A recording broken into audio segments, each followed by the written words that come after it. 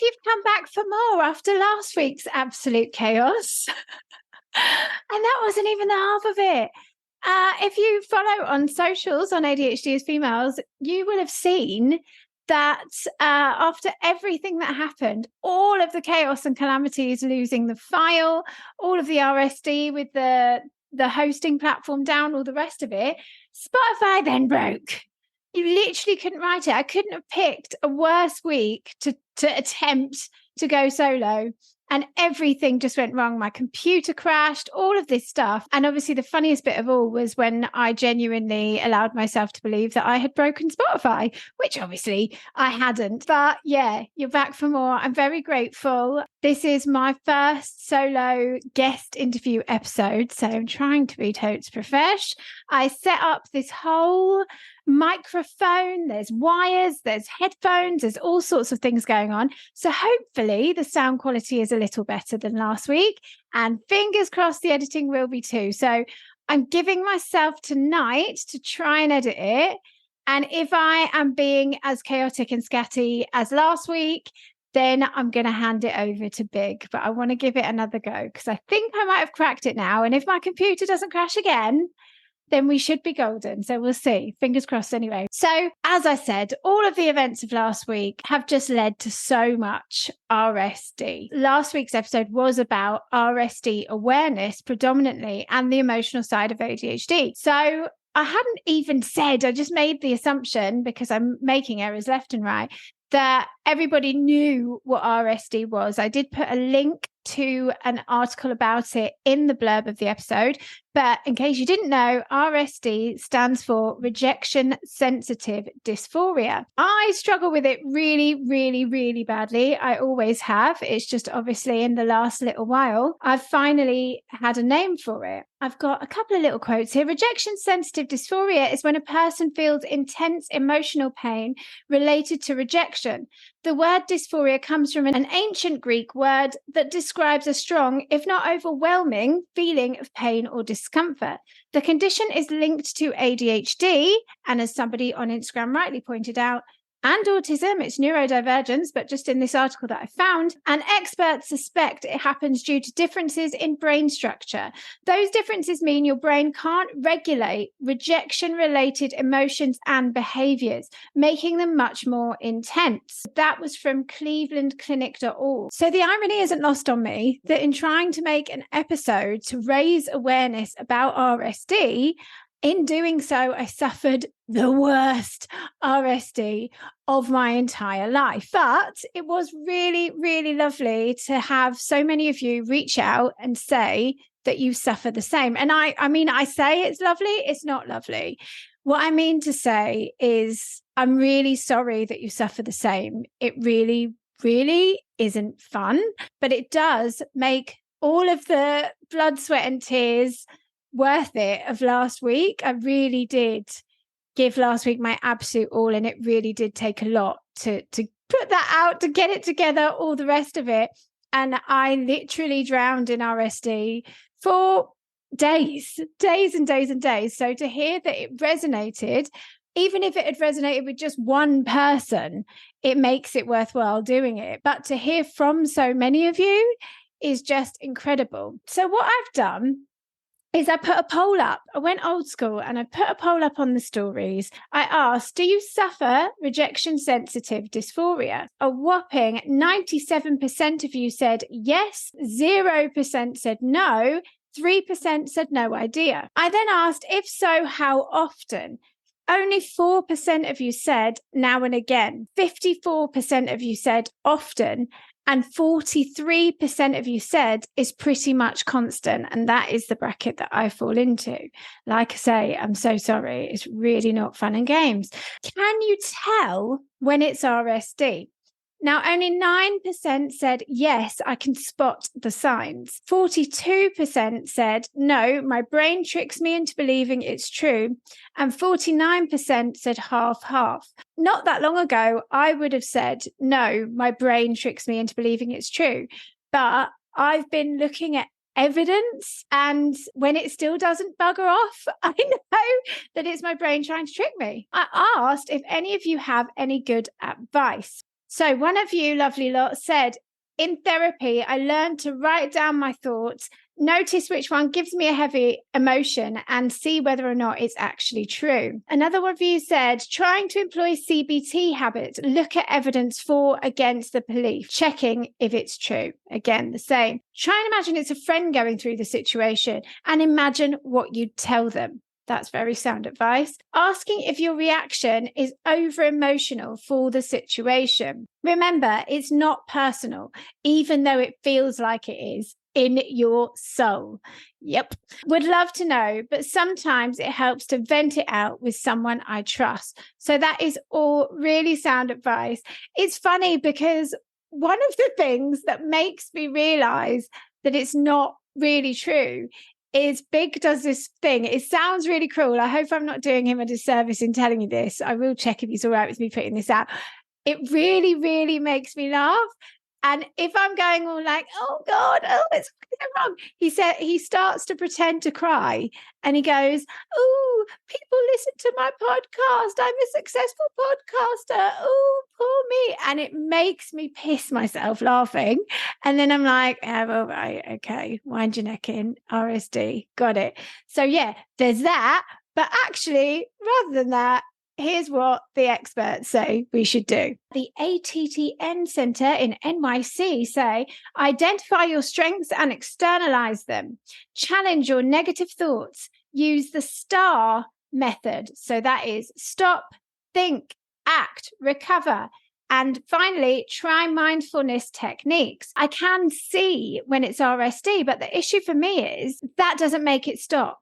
And it will keep coming and I'll go, oh, look, that's RSD. It's not real. Can I stop feeling the pain now? And then it will just come on again. So I started to think about ways that I could try and take the power away from it. I made a little post. I came up with some different words for RSD. So I've got rotten self-degradation, ridiculous scathing deception, rancid slanderous disrespect, rude, sacrilegious destruction, repugnant, scary delusions, and this is the one, really shit daydreams. So that's what I'm going to tell myself every single time, because I suddenly realize now that I'm doing this solo, not only my own kind of self-worth issues, but how much of my brain space was taken up by being in a duo. I'm suddenly sort of quite overwhelmed by how much I'm putting myself out there. Whereas, you would have thought I would have felt like that a little while ago, but no, now it's just me. I'm suddenly going, oh my goodness, the things that are coming up for me are the very things I've tried to preach on the road, the too muchness. Because as I said, I've never edited before. I'm like, my passion, it sounds like aggression. I'm talking too quickly. I'm too this, I'm too that. And I'm just thinking, you're too much. You're too much. And you're too much for everybody. And they're all going to go away. And then the other one, which obviously I've just forgotten, is, come on, I can do it. I'm not enough on my own. I'm going to have to try 10 times as hard and everyone's going to leave and I'm not enough and I'm too much and not enough. That's been really, really tough to deal with. Actually, the same amount of people as ever listened to the episode that was just me. I mean, maybe just to see me make a bit of a tit out myself, which I did, but it's all right. So there's your evidence. It's not true, but I still feel it.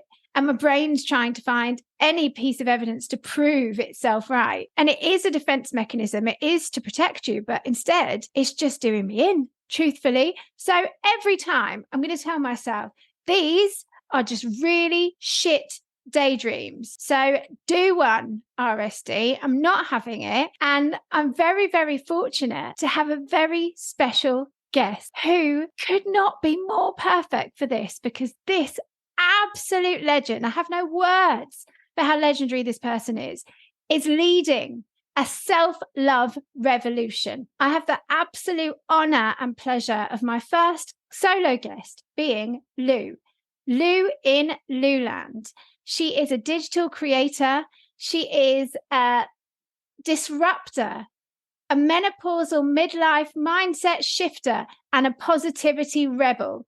And she is happily growing old disgracefully. Now, We had the absolute pleasure of meeting her when we performed at Flackstock Festival, which is a wonderful festival in honour of Caroline Flack in celebration of her life, raising mental health awareness and money for charities that were close to Caroline's heart. Such a special festival. And yeah, we just accosted Lou and she was amazing. She came to see Dawn and I play ADHD AF bingo in the mindfulness tent and actually feels it was quite a serendipitous meeting. You'll see why. Our Lou is so brave, standing proudly as herself, owning who she is, owning her shit, being vulnerable, being brave and empowering others. And I tell you, she's just my hero. And I'm so grateful to her for coming along at this moment where I couldn't need self-love revolution anymore and just advice on how to push through all of this on my own, because she bravely stands alone and empowers others to do the same. And I'm so grateful to Lou.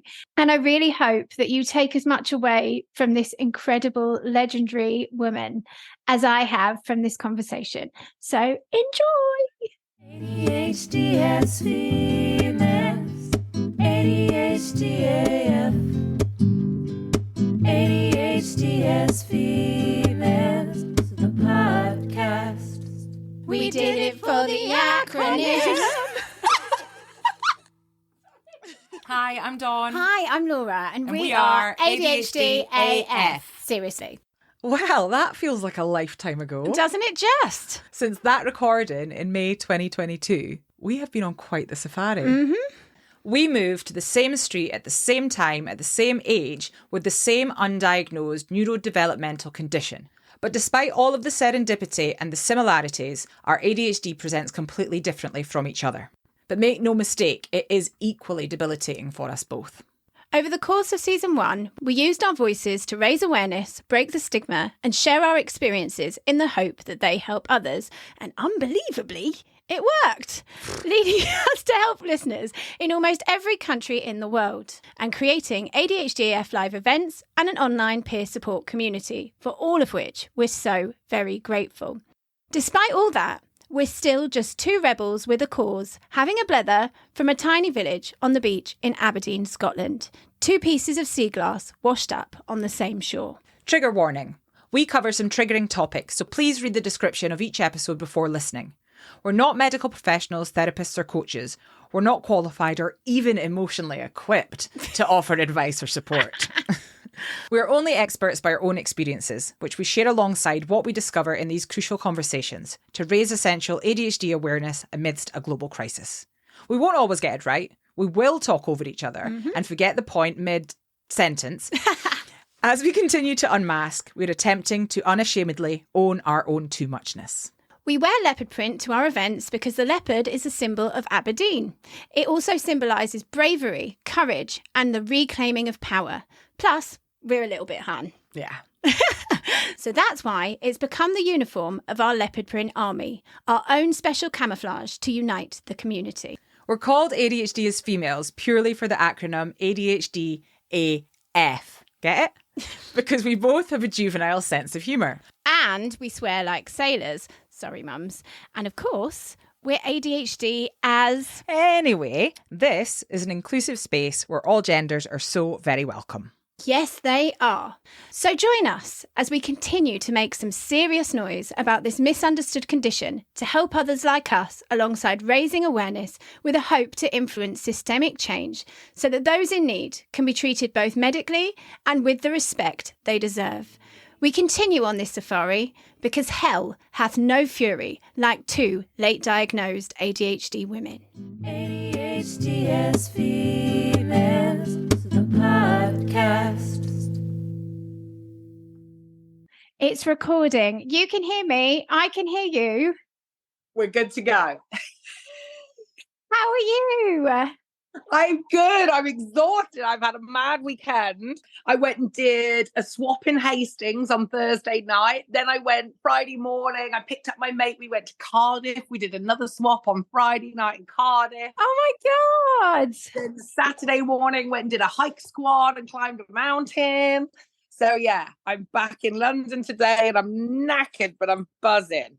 There's no rest for the wicked. Well, thank you for giving me your time. I really appreciate it. You're welcome. It's nice to talk to you. It's so nice to talk to you. Here she comes to save the day. Right, let's start with a quick fire round. Could you tell me your name, please?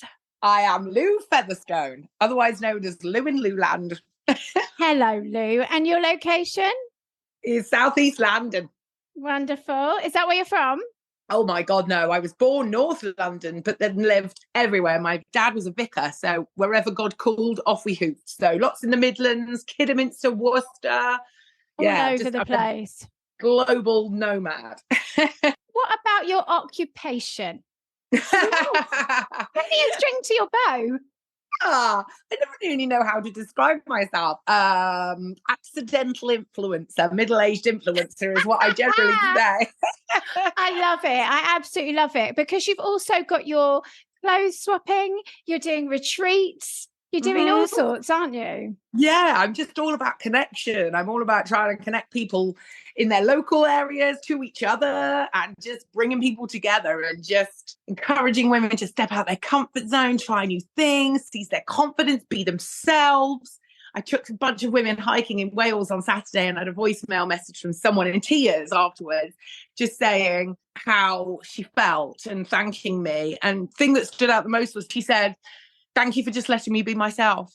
Yeah. And I burst into tears because I just thought how simple things are, how simple things can be, and how we get in our own way and we stop ourselves and we're conditioned into these boxes. And when we're out there and we're loud people and when we're, too much. And we've been told our whole lives we're too much, simmer down, shut up. Yeah. And just going for a walk with your people and being allowed to be yourself, how amazing that is. But how that's a thing. That shouldn't be a fucking thing. Be a thing. Honestly, I think somebody thanks me for. No. Honestly, I think you're going to make me cry already. It's really, really funny. I'm so grateful that you're here. I've totally sidetracked off quickfire. Your whole message of like self-love revolution is what I need right now. I mean, the world needs now, but it is your whole kind of like be yourself as you are. Connecting people in local areas is exactly what we were doing with the Too Much tour, because so many people, they would get tickets to come and see us on their own. They'd be scared to come alone and they'd leave with friends because we're all the same. And it's bringing like-minded people together in their areas, teaching people to be themselves. And I feel like I am that. But now I've changed things and I'm on my own. It feels a bit scary. I hadn't anticipated how scary that would be. Like even this week. You know what? Go on. You know what? I'm going to interject you. It's an ADHD thing. That's where the magic happens. Yeah. The fear is where the magic happens. And that fear, I'm going to cry again. I'm very emotional after an emotional weekend. Fear and excitement is the same fucking feeling. So while you feel sad, in there is excitement, and also this is living, baby. This is living. This is taking a risk and trying something new and just seeing what happens. And if you fall on your face, fuck it. At least you tried. You know what I mean? Yeah, absolutely. But it will reward you in ways that you can't imagine right now, but it always does. And failing, I was laughing at the weekend. I mean, at the weekend, I was disappointed. I looked at the ticket sales and they weren't huge. And people in Wales, there was about 15 of us, and people arrived and gone, God, we thought there'd be like 200 people here. And I was like, it's November, it's wet, the world's mad. It's okay. I don't care. There's 15 of us. We'll have a fucking great time. Yeah. And there was a time in LA, I did an event. I was selling tickets for a weekend with Lou in Louland. It was $250. It was packed. There was so much stuff you could do for the weekend. I sold 10 tickets. Nobody turned up. No one came. Not one person came. No way. Not one person came. And I was some friends had come down from Portland to support me, luckily, but I was absolutely devastated. I cried my eyes out all the way back to Portland, and now 15 people coming, 150 people coming. It's one person at a time. encouraging one person at a time, Exactly that. It's funny because I'm now in this position again where I'm selling tickets. I'm doing a little mini Christmas tour. It's not that many shows, and it is scary now. I feel like I spent so much time just like not even thinking about anything like that because I've got to do the social media and I've got to do this, I've got to do that, and now all of a sudden it's just me. I'm like, well, how many tickets have sold, and am I doing this right? And all of these things I hadn't even thought about before. Everything feels a lot scarier and a lot realer than it felt before, I know, it's funny, isn't it? I don't like going to a team workout at the gym in case no one picks me. I have like a fear from PA of growing up. And then people don't throw parties because they're worried no one will come. Well, I decided to throw 6 in like 3 weeks. Bloody hell. So I'm happy if anyone comes. Absolutely. I love that. We met at Flackstock. I took the wardrobe for Get Dressed Up with Lou and Luland. So I have the most amazing wardrobe. And so I take it out and just encourage people to dress up. It's like a giant photo booth with all my clothes, which is wild because at one point there was like 200 people all wearing something of mine, which was just insane. It's such a crazy feeling. But people just love it. It's so powerful, just dressing up and being silly and having a laugh and, being okay. And the dads always make me laugh. The dads sort of like come in and go, fine, I'll try some glasses on. And before I know it, they've got tutus on, fur coats, and they're spinning around. Yeah, absolutely. And just being silly. It's okay, it's all right just to make a twat of yourself. I'm all for it. But we were speaking in the mindfulness tent together. Yes. I love that when we met. You made me I was very ADHD curious. And sort of I was practicing having it, which people laugh at, but I was just like, I wonder if it helps. Yes. Does it help? Am I making excuses for myself? And I was really undecided. And I've seen so many people really struggle to sort of form relationships, things like that. And I haven't experienced some of those things. So I wasn't quite sure. So I thought I'd practice having it and start looking at my life and trying to frame it around ADHD and see if things that I've struggled with. Space, and problems in my life, does that make more sense, or does that sort of fit in? And it really does. Pretty much 90% of it really does fit in. I don't feel the need for a formal diagnosis, I don't think. I'm very self-aware and I've done a lot of journeying about myself, and I know my danger zones. Some things, particularly around money, have always troubled me. I've searched and searched for the answers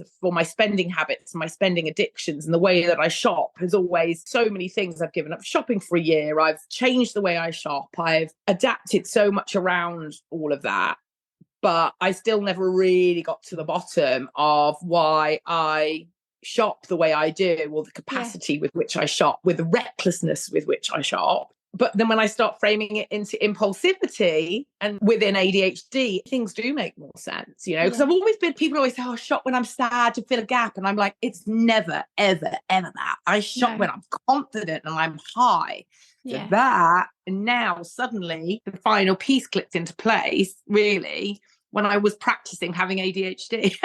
Do you know what? I absolutely love it. And I don't think that quite how much of a radical act that is. And I just really commend you for that, because as ADHDers, so many of us, we suffer imposter syndrome, right? Mm-hmm. So we've grown up thinking, well, I'm just useless, or I'm not good at this, or I'm unreliable, or whatever it is, all of these horrible things that we believe about ourselves, right? And then if it's a later in life diagnosis, like for myself, we find out about this whole condition. You see this list of symptoms, which is just basically my personality. So it's like a piss take. And you look at it and go, no, it couldn't be that, because I must just be a shit person though, right? It can't be that. That's not the reason why. And then, I'm just a twat. and then some people like myself get a diagnosis and still go, oh, but maybe I exaggerated it though, because I am just a bad person. And for you to be able to give yourself the compassion, I mean, on this podcast throughout the safari, we've always said that self-diagnosis is valid, and it has to be in a system that is broken. People need to be able to support themselves, to understand themselves. But you're one step further than that, because it's not about self-diagnosis. It was leaning into the curiosity, like you were trying on a hat, and to just say that and to be okay with that.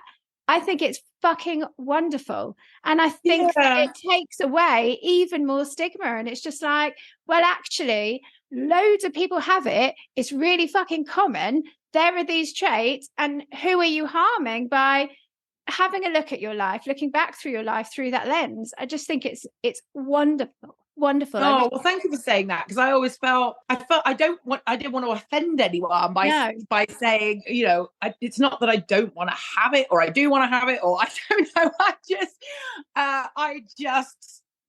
But I did find, you know, I've stopped trying to label me, you know, I do all these things on my suit, got people telling me that I am ADHD, and I found that terribly offensive. Yeah. People just bowling up to me going, "You're so ADHD." In my direct messages, I post a video and people go, "So ADHD," and I'm just like, I don't know, it felt rude. And now I'm like, yep.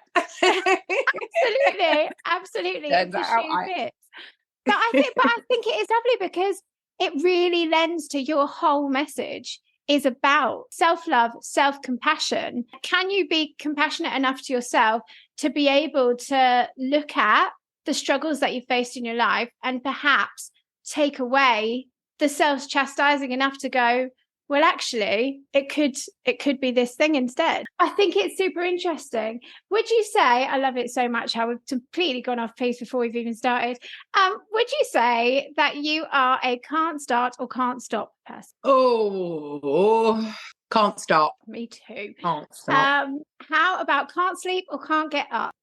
Oh, I get up like the lark. Me too.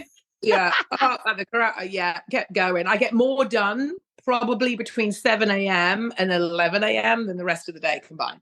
Like I'm up, hyper focused every morning on whatever I need to. On your mission. Boom, boom, boom. And I do carry on. Like I don't sit down. I go off on a long tangent. Instagram's a damn nightmare for me, because I'm working on my phone nearly all the time. That's how I work the fastest. So I rarely open my laptop because I can type much quicker on the phone.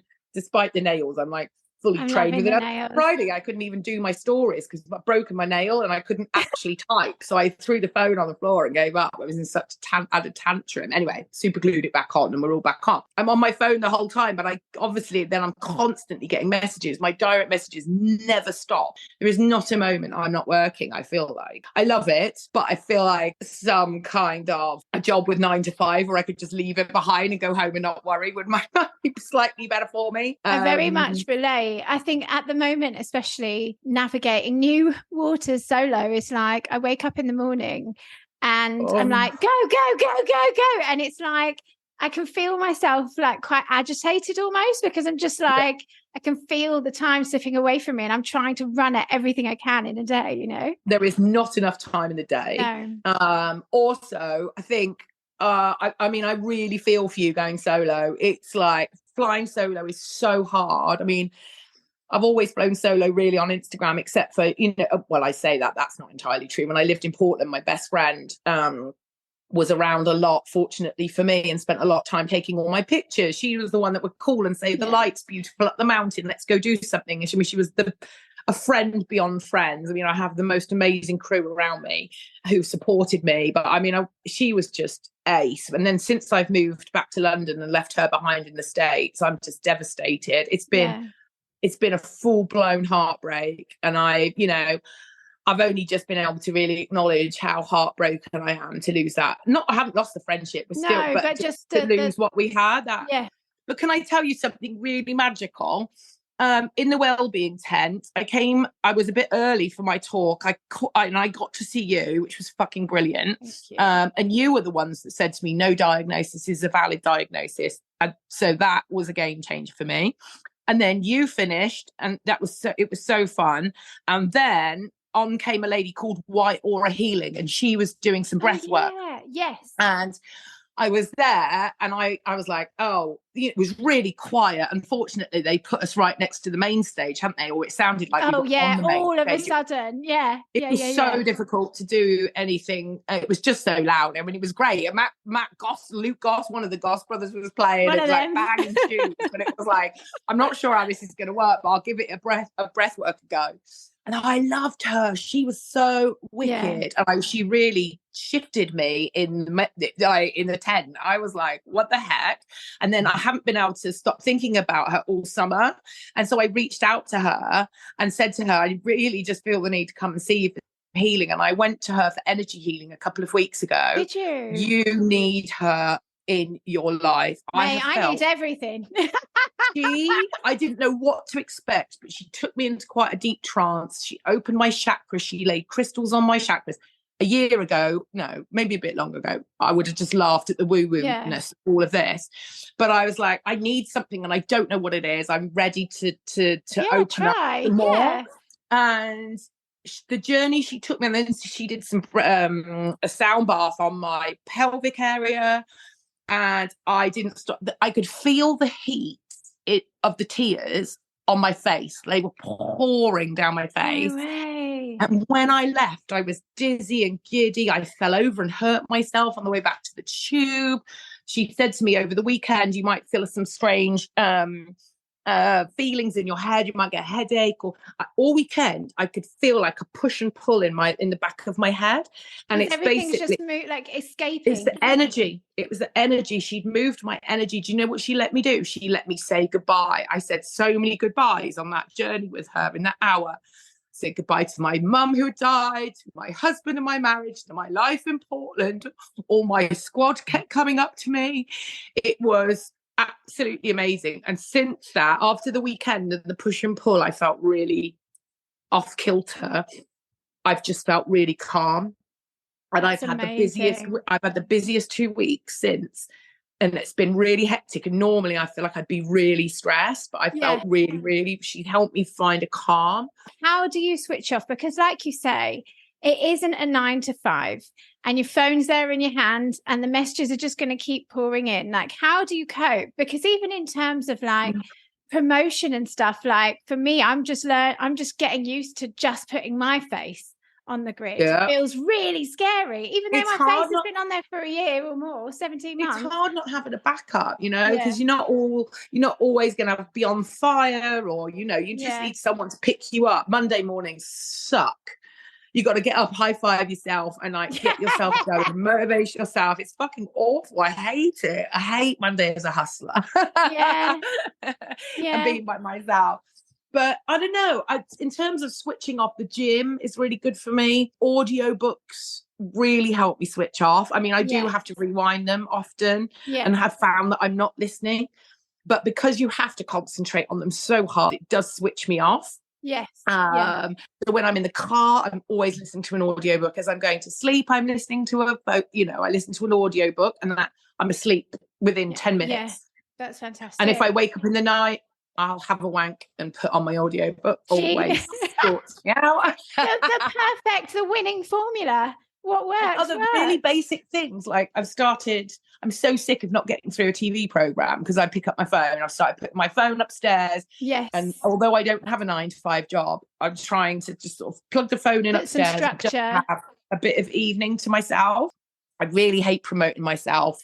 Find it really difficult in terms of like an event and putting yourself out there like that, because I don't think people realise how vulnerable you feel when you put shit out there. People always thank you for it, but you're like, you have no idea, it's scary as hell. I found that making myself vulnerable gives me my power, because it just enables other people to do that or give themselves permission to do that, and that's what I'm trying to do. So I keep doing it and thinking that way. Yeah, and I think when I'm at my most vulnerable, whether it be crying or sharing something deep, that's when I get the most energy back from people who are in the community. And I genuinely believe in the community I've built, and that's why I love running around the country, going and meet people in real life. When I first got there, I needed to make friends, and so I started a hike. I went for a hike, posted about it, and a bunch of women went, "Can we come?" And from then it just started. And each week we different women, and it was just fucking wicked. So when I came back to the UK, I was like, I want to do the hike squads because it's so important. I want to do a hike squad. So I bought a little 8-seater van, and this is what I was going to do. And for this year, I feel like it's been so hard just readjusting to being here, just settling, letting go of all the past, the last year, processing what happened on the tour when I toured around America in my bus. So many women reach out to me. I had so many personal messages that I wanted to go out and sort of meet people. I'm like, this is great, but I want to come and connect with people. Everybody's looking for connection. So I saw this vintage bus by the side of the road and had a mad idea to buy the bus and drive it around America, preaching self-love and doing my talks and pulling women together and trying to connect them locally. And then I'd roll on and I'd use the bus to pull everyone together. So I saw this bus, had this mad idea. During a storm, when a tree fell down, I decided it was a sign to buy the bus, crowdfunded the bus in the next 2 weeks, took a one-way flight down to Arizona, got the bus, drove it back. It's a 35-foot, like, it's mental. Drove it back to Portland, approached a bunch of brands, women-owned brands that I wanted to support and hoped they would want to support me. Said, this is my mission. I want to connect women, I want to empower women, I want to take them on the journey with me. So they all gave me money. I approached them all, asked them for money. And so each of the brands gave me money. I put the brands on the bus, wrapped the bus, packed up my belongings, shipped those back to England, and then spent 5 months traveling around the States throwing events, which were all amazing. And I thought, by the time I get to New York, when I finish in New York, I'm going to fill Madison Square Gardens with my wisdom. And I did. Well, I didn't fill Madison Square Gardens, but I did speak at a sex exhibition in between the squirting workshop and the BDSM for beginners. There was menopause sex with Lou and Lou Lad. but the bus, I painted her like pink and green leopard print, and she had Self-Love Revolution, and on the back was a QR code, so anybody who saw me could go straight to Instagram, see what I was doing. And I threw events all around, but every single RV park I pulled up in, within an hour, a woman in need would come knocking at the door. They would they'd see the bus, they'd Google me, and from my mad grid, they would just come. And I met women dying of cancer alone in their RVs. There was 3 women dying of cancer without medical insurance in an RV park in Arkansas. So I ended up staying there and setting up a women's group. So they all now sort of like cook for each other. And I had a woman who'd been beaten up by her husband with a suitcase sitting on the doorstep when I came home in Austin. She stayed with me for a couple of nights till we got her into a shelter. It was just, I met so many amazing people you can't even imagine, but it was the most incredible journey. So honestly, when I'm waiting in the car park in Wales on Saturday, and I'm like, some people come with me on the bus and some people meet me there. And I was waiting thinking, right, I hope everyone can find us. And from across the car park, I can see like neon pink leggings. I can see bright turquoise hair. They're all like coming towards me. I'm like, I can see my people. I love that. That's the best. That's like going to the events and seeing people in leopard print, and we actually do look like an army. It looks like camouflage and we're all together. It's just like, yes. And I realised actually, because when I did ADHD AF Day, when we went to Westminster, and I've forgotten what the Scottish Parliament is called, Scottish Parliament, in the same day, I realised that if we got in trouble for protesting, I could just say that we were a hen party. There you go. That's so funny. For women in leopard print. Do you prefer going out or staying in? Oh, now that's a good question. It depends. I like going out in the day. I like an evening in. So I'm going out in the day. Going out in the day. I love it. Now you say that you have tried on the ADHD hat. You are beyond ADHD curious. Would you go as far as to say you are self-diagnosed? Yes, I quite like it. It just makes things make a bit more sense. It really does. It really, really does. But you like it? Do you feel like when the penny really started to drop when you tried it on, did you at any point feel that kind of grief? Like it's been akin to the grief cycle, getting a diagnosis later in life. But I'm going to do a we. We've always said that it's more like a roller coaster. So rather than linear or going around in a circle, it's just all over the place. Have you felt any grief or anger about the fact that you haven't noticed or nobody noticed until now? No, because I don't think I would have listened to anybody. I think things happen for a reason for me. I truly believe that when they're meant to happen. I was at Flackstock. I came to the tent. I found you that day. I found, Whitehall, healing. Like between those two things, have been a game changer for me in the last 3 months. Finding, for the last 6 months, in fact, finding you two in that tent randomly, in a field, where I don't know. I've done, I suppose, so much work on this journey that I've had. I've been blessed. As in like counselling or like, therapy, going through marriage therapy, going through conscious uncoupling with my husband, where we didn't do it to the letter. That was very conscious. Big part of conscious uncoupling is owning your own shit, is owning your shit. And even if they don't own their shit, the point of conscious uncoupling is everybody owns their shit. And then you can forgive each other, but most importantly, you can forgive yourself. So even if the other person, it helps you if you follow the program sort of thing. It helps you if the other person doesn't want to accept their shit, which is 99% of most relationships. At least if you own your own shit, you can forgive yourself. Yeah. And actually, I have a podcast launching in January, and it's my top 15. The first season is the top 15 tips for self-love, and one of them is forgiveness, and that's of self and of other people, because that's probably one of the most powerful tools we have in our fucking arsenal. That's up to us. That's one emotion that's up to us.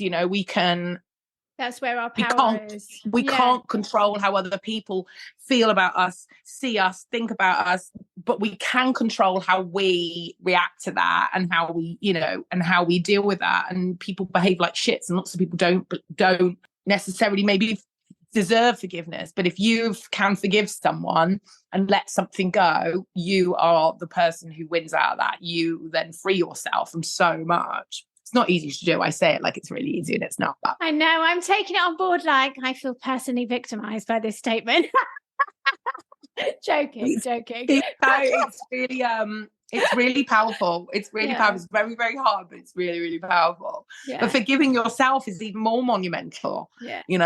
Particularly as ADHDers who've and looking back over the I mean, there's no point in me looking back wishing things were different, because they're not. I haven't got the energy for that. I'm too busy hyper focusing on the next scam bug and then If you're finding this podcast helpful and you're in a position to do so, please join our Patreon peer support community via the link in the blurb of this episode. For unheard bonus and full interview video content and behind-the-scenes exclusives, including a next guest spoiler and first dibs and discounts on our handmade and ethically created merchandise and apparel, and live events tickets. Also blogs, vlogs, live community Zoom blethers, monthly advice from an ADHD coach, body doubling, and access to our Discord, filled with literally like-minded legends from all around the globe, including ourselves, who totally get it, who you can lean on, learn from, and blether with any time. Because the only people who know what it's like aboard the late ADHD diagnosis roller coaster are the other passengers. We've created this platform in order to support ourselves financially, to be able to continue creating ADHD AF and for our podcast to remain ad-free. If you don't have the funds, there are other peer support platforms available.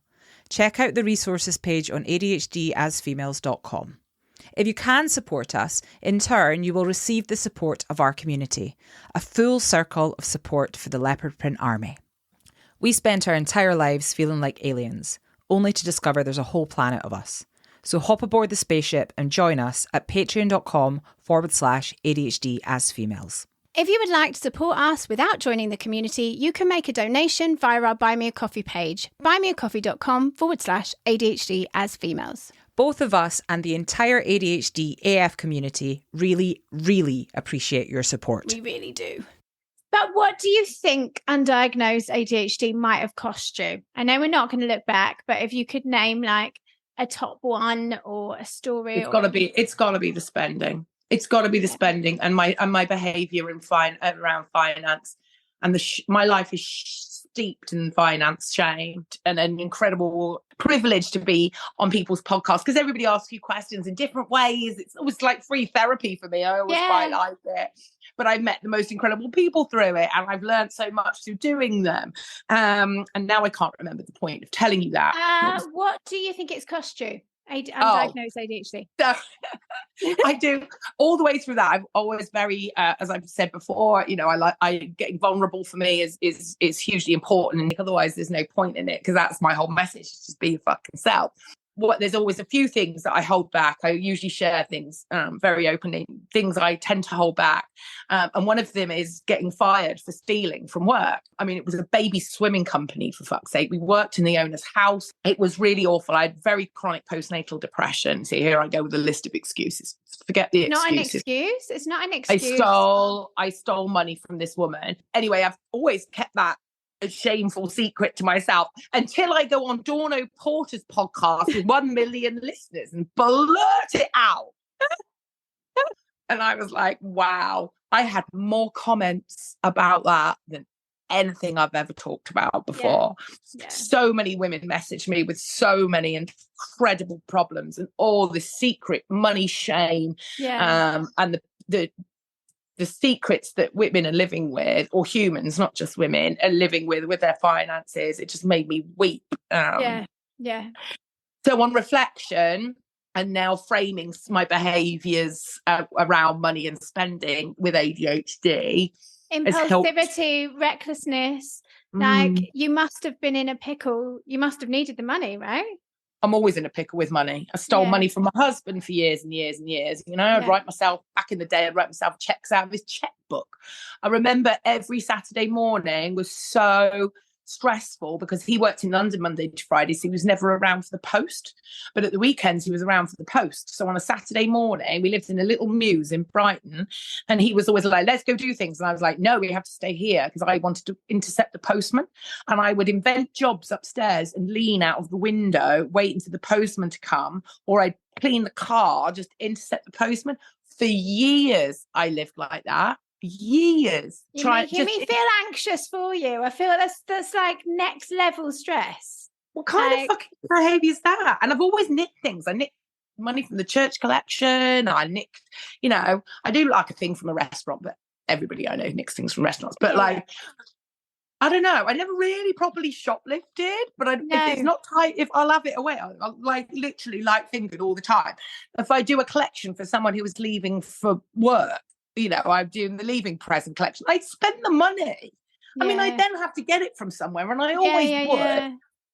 But I, you know, don't give me a book of raffle tickets and ask me to sell the tickets. I'll spend the money. Like, I literally have just always been like that. But it's sort of like, I don't know. So now, I don't know, but I also still feel like I'm making excuses for myself. So I'm still in torment with that a little. I'm still sort of struggling with that recklessness bit, but it makes sense. It makes sense. It does make sense. And the money shame was a huge part of my husband and I's problems. Yeah. So maybe if I did know more back then, would I still be married? Probably not. But that the money issues between us definitely caused a huge, huge, huge wedge and a huge gap between us. Yeah. And a lot of secret. So I'm not going to go as far as to say that was the end. That was why my marriage ended, but it was for sure contributed. Mm-hmm. Yeah, it's a funny thing. Like the money shame, I don't have it in the same way, but I very much have it in that I just never had any, and I couldn't make any because I just fuck things up or not put myself out there enough that I could get the work, that I would have the money. Like I just never had any money, and it brought me so much shame because everyone else is like, well, just go and get a job. But obviously I was living abroad. It's not an excuse. Other expats were getting jobs and I wasn't. It was just like confidence and fear and all sorts of things stopped me. But yeah, I was completely broke. Right, from now on. Years and years, not a penny to my name. Seriously, like nothing, like £5 in my bank if I was lucky for like a decade. Not even kidding. I had no money and I had no phone contract, all the things that people just have. I didn't have for so long. And it's it's a weird thing to let go of that shame, but I am working on it. And I want you to start reframing your fear into excitement, or at the very least, when you start feeling fearful, feel excited that you're scared, and remind yourself, write yourself a damn fucking note. If you're feeling scared, stick it on the fridge. If you're feeling scared, magic is coming, I promise. And then right underneath, Lou and Lulan says. I'm gonna do it. Do you know what, Lou? It's really sad. I've been thinking a lot this week about rejection sensitive dysphoria. Do you suffer with that? Do you think, is that something that you have? I think I've got probably better with it over the years. I think, it's just one of those things. I think the thing I've had is moving my whole life. Yeah. It started as the vicar's daughter, as I mentioned earlier, and that gave me some of the best bits about me. It's given me a confidence. I can talk to anybody in a room. Like growing up at a vicarage was wild. It was so fun. And then I carried on traveling in my late teens and 20s, and then I was like, right, I just want to live in one place. My parents, I've moved my whole life. I just want my son to know where he comes from. So we settled in Brighton. My husband was from Brighton, his family were there. We loved it. We could commute. We had Oscar there. We stayed for 10 years. Then my husband got offered a bunch of jobs in America. All right, we're going. We're off. And so I've been blessed with a lot of chapters of my life. And even just framing them as chapters is great, because I look at my life like that, and each chapter is different, and I can even just visualizing it like a chapter, I can close it and get on with the next one. So that's been quite a really good point. So I've got more resilient maybe over the years of having to do all this starting again and put myself out there, and I know that that's the best bit of it. So I kind of trained myself, I guess, in by accident. That's super interesting. Right, where are we up to? What would you say? So would you say then your greatest ADHD struggle is still spending, or now you've identified what it is and kind of made a bit of peace with it? Has it improved, do you think? I think it's early days, but I feel a little bit of a shift. And I feel, since I went for this healing, I feel much, much calmer. Yes. And I haven't felt the need to being reckless. And I went out on I styled a photo shoot a couple of weeks ago, which means going around the shopping centres and buying all this, I buy all the outfits to put the outfits together for the shoot. So that's my worst nightmare, really. And I managed to only buy 2 things. So for me, that's pretty fucking good. Yeah, it's really good. It's really good. I have to say it's helpful being in London in terms of I'm not around the quantity of vintage shops that I was around in Portland. Yeah. So that's helpful. Well, I have to say, I do think it's really commendable, because it's almost like you've turned your struggle and you've turned it into this huge success with, like you said, bringing people joy, but actually they're dressing up in all the clothes that you've bought. Right? But that's what I try to do with everything, and try to take my shit bits and share them so other people can see themselves or feel less normal and feel seen. And I know from everything I share that I'm so never alone. And, there's not one 100%. Thing I ever share where I don't get 25 messages going, yep. Yeah. Exactly that. When I gave up shopping for a year when I was 41, the end of that year was the first year I'd ever felt confidence in myself that I'd achieved something like that. And that was the first time, and I was like, that's not fucking right. You're 41. This is the first thing you feel confident about. And I was thinking back, and I had a baby. Everyone was really proud of me for that. I didn't feel particularly proud of myself. Also, I had this mad feeling of like, if you could do that, you could do anything. And it was the first time I was like, what are you going to do? What is it you're going to do? And then we moved to America. And it took me, a few years in America to really sort of find my voice and find my path.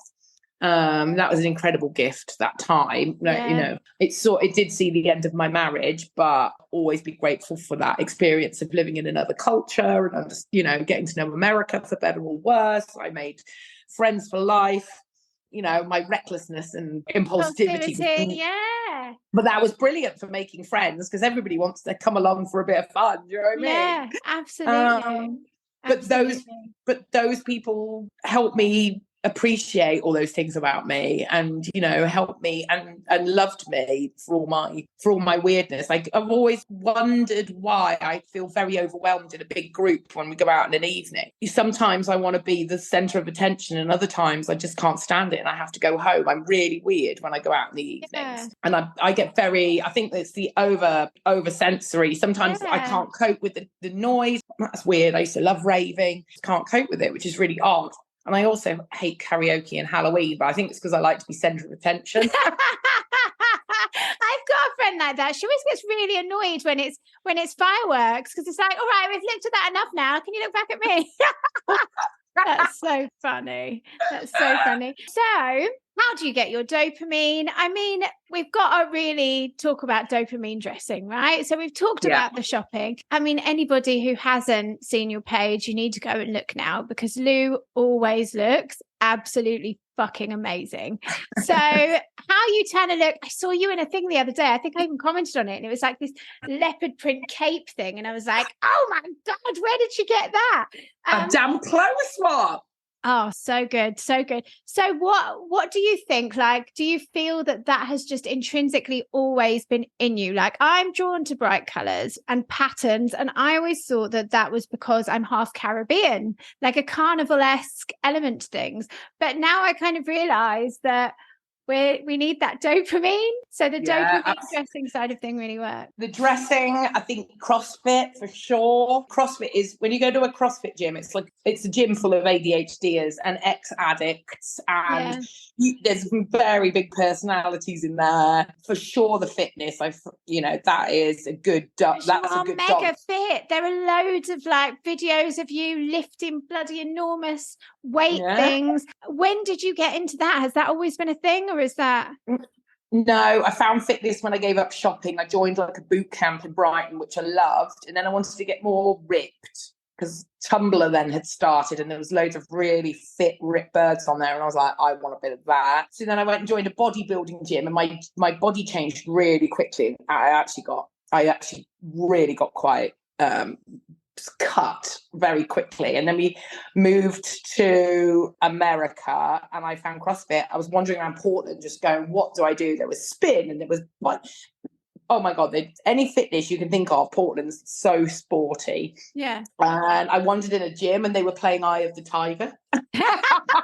So I signed up, talk about impulsivity. It's a cross between Olympic powerlifting, HIIT cardio, and gymnastics. It's fast and furious. I mean, in a hike squad, they all laugh at me. I even walk. Now I think back, they always laugh, because my friend the Duchess, she keeps a steady pace and she'll stay steady the whole walk. I'm like, let's go, let's have a rest. Let's go, let's have a rest. And they always laugh at me. I'm like, camp. God, I'm knackered. Camp. God, I'm knackered. That's so funny. I would do exactly the same. What would you like the world to know about ADHD if you could bust a misconception, the wider world, people who perhaps don't know anything about it? Don't be afraid of it. Practice having it and see how it feels and see if that helps.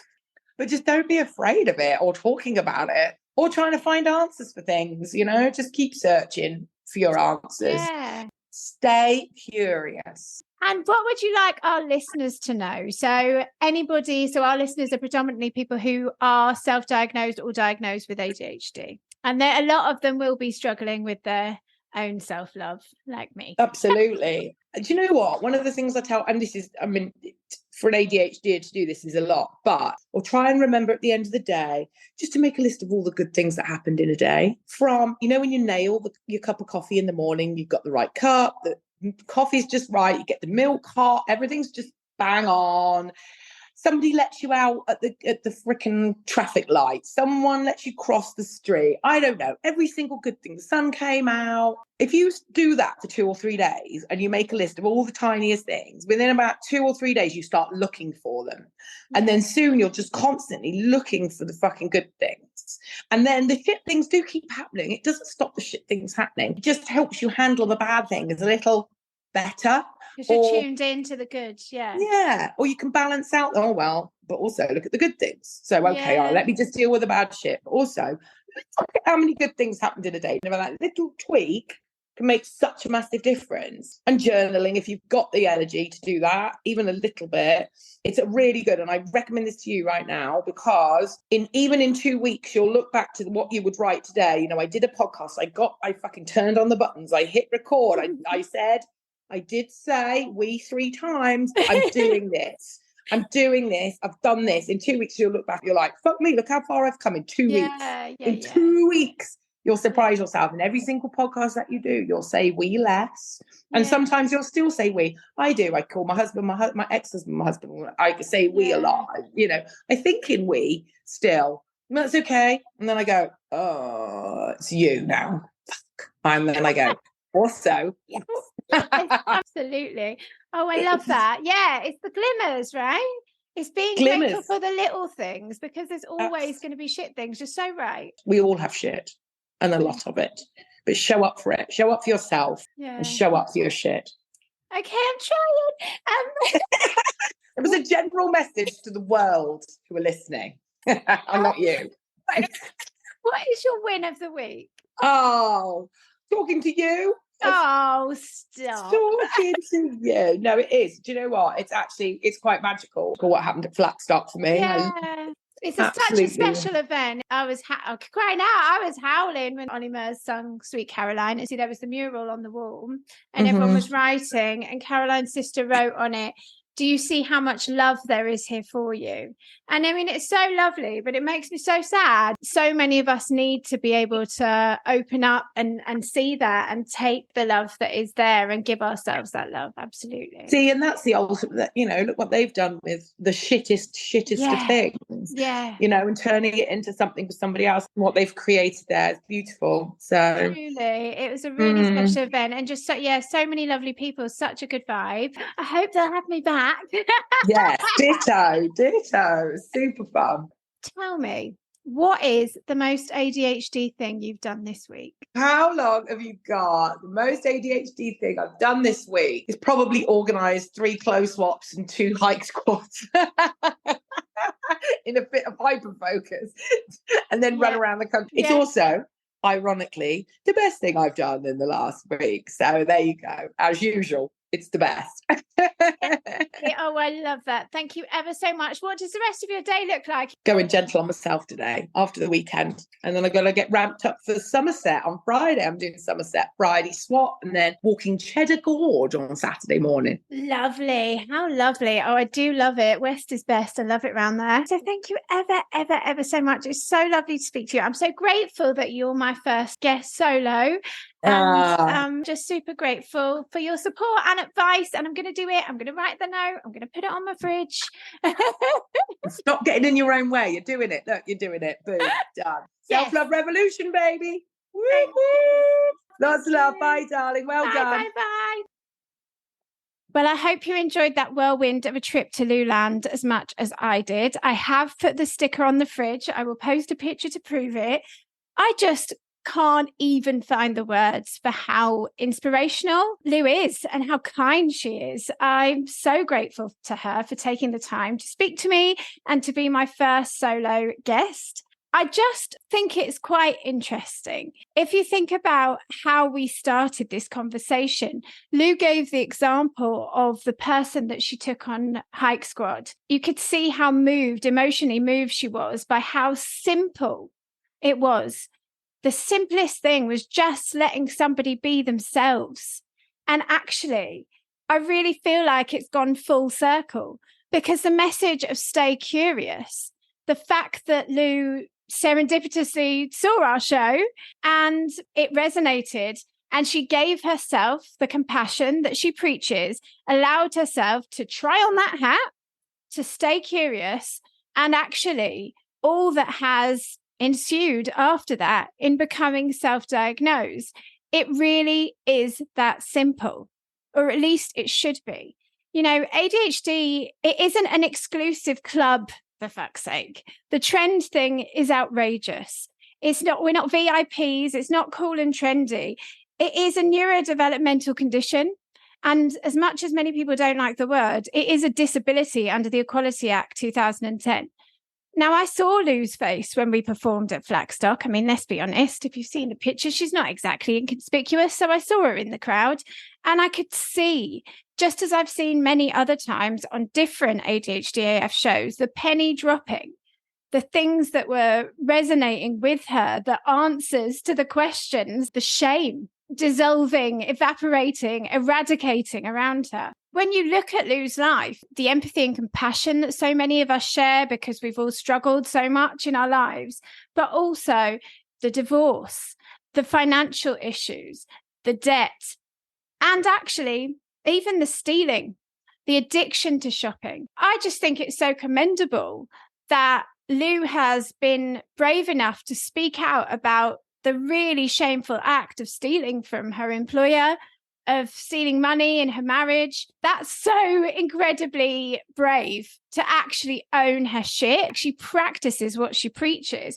And I just also think it's really interesting. If you go onto our website, onto the Anti-Ableist ADHD Media Coalition, James Brown provided some evidence-based ADHD facts. And in this list, there are a number of things that ADHD is associated with. And that includes an increased risk of a variety of addictions, financial problems, divorce, and increased risk of criminality. That really reminds me of the conversation we have with occupational therapist Jen O'Colo. I think it was episode 22. She challenges empathy. And would we have empathy for a person who committed an offence? And criminality is a subject that I will be diving into in more depth next year when I come back all shiny and new after the Christmas shows. I also think it's really interesting that when Lou was talking about when she stole from her employer, how she listed postnatal depression. It's a conversation we've had many times over on this podcast, is about how the pregnancy hormones, pre, post, during, whatever, can exacerbate, or all kinds of hormones, perimenopausal hormones, for example, can exacerbate the ADHD symptoms. And clearly, Lou's symptoms were through the roof. Like I said, it should be really simple. Obviously, you need a medical diagnosis from a psychiatrist to be able to access medical treatment, but you don't need anybody's permission if you feel that the symptoms relate to you and your life and your struggles to be ADHD curious, because in turn,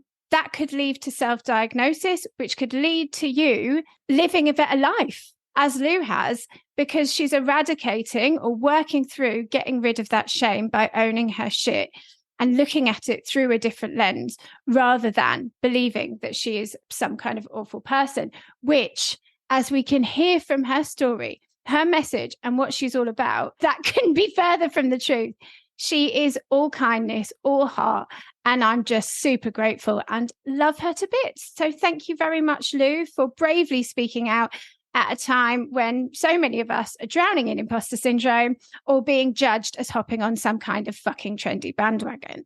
So I mentioned treatment before. I also want to just remind you all, although I don't have any further medication updates this week, there is a link to the Boots Pharmacy stock checker in the blurb of this episode. So you can go and have a look what's in stock. If you can access the medication that you need in your area, but it's at a different quantity, if you can speak to your doctor and ask them to change the prescription. So if you normally take 40 milligrams of something, you could ask them to change the prescription to 220s, just for example. I have another update. So this one is from our Canny Campaigns, Kat Owens. So she reached out to Phil Anderton from ADHD 360. He has confirmed that they can continue to offer right to choose services through NHS England. They are committed to finding a way to continue to support the ADHD community. So if any of you don't know, ADHD 360, I'm going to do the inverted commas thing, they lost the contract, or that was what was heard with the NHS. So people who had been diagnosed by ADHD 360 or on the waiting list for a diagnosis through Right to Choose in England, that this service was no longer provided. However, inevitably, though the more popular Right to Choose continues to become, the longer people will have to wait, But this month, we will see over 600 right to choose new assessments. So although people will need to be patient for assessments, it is still there. So that is really, really fantastic news. So some positive news again. So that is great. So thank you very much to Kat. And now it is time for the ultimate shame eradication zone. Thank you so much to everybody who has commented on this week's Most ADHD Thing post. I have got some absolute corkers once again. This one's great. I went to smell Vicks Vapor Rub, but smeared it on my lips like Vaseline. It must have been fresh. When I went to the toilet, rather than pulling my trousers down, I pulled down the straps on my vest top and got my boobs out. What the fuck, brain? Rushed out the door with a coffee and what I thought was my phone tucked under my arm, started the car and went to plug in my phone to the USB only to realise it was not my phone, but a banana. Had to go back inside and find my phone on the fruit bowl with the other bananas. Right, now, you shouldn't have favourites, but I'm telling you, this one is right up there for me. Waking myself up because I burst into song in the middle of the night. I said, no way, what were you singing? I Will Survive. I love it. Thank you so much. Thank you for getting on board the shame eradication station with me. I'm trying to think what mine is. Oh, actually, I know. The most ADHD thing I've done this week is still have the dreaded RSD, despite the fact that ADHD as females hit 1 million downloads. You couldn't write it. Seriously, 1 million. It just doesn't feel real at all. You might have seen on socials that Dawny and I went and got a celebratory tattoo, 1 million in Roman numerals on our pinkies so that we can do the Dr. Evil pose forevermore. And on that note, I'm going to leave you with a remix of our jingle made especially to celebrate by the incredible Pat, who is on Instagram as Sessions 81. So Sessions with a Z 81. Thank you so much for making this for us. We love it. And thank you so much to everyone for listening. Also, thank you to everyone who has bought tickets for the Christmas shows. I'm so excited. I think it's 3 weeks tomorrow till Birmingham, which is followed by London, Manchester, Leeds, Aberdeen, Edinburgh, Glasgow. So I'm really looking forward to seeing all of you in person and bringing the ADHD AF community together at what can be a difficult time for a little Christmas party we can all fully unmask at and connect with local like-minded legends and raise ADHD awareness to those who need to hear it. So please do get your tickets if you haven't already. And thank you again to the legend that is Lou. Obviously, having met at Flackstock, I was reminded of the closing statement that I did at the event. So I fished it out and I thought that I would read it for you because it feels so relevant. Statistics denote that every single person in this room, or in this case, listening, if it isn't you already, will know somebody who will be battling through life with a brain disorder. Unless the diagnostic process drastically changes, there is every chance that they will continue to have to battle on without the answers and support that they need for the rest of their life. Sadder still, undiagnosed ADHD may result in them having a shorter life. This person, or rather these people, will likely be the employee you're sick of telling off for getting in late to work each morning, the flaky friend who always double books or pulls out at the last moment, that family member who always forgets your birthday, or the one you're sick of bailing out when they run out of money before each month's paycheck comes in. The one you wish would grow up and just try harder. The loud one you wish would stop showing off. That friend who is divorced multiple times, or maybe the one who always seems to be angry or crying about some friendship drama or controversy that they are in the center of. Out of everything that we have tried to cram in here today, the core message is this: ADHD is not a trend. ADHD is real. We implore you all to please open your eyes and show some compassion. Or in other words, be kind. We get the podcast and we hold the world ransom for 1 million downloads. 1 million Downloads. 1 million Downloads.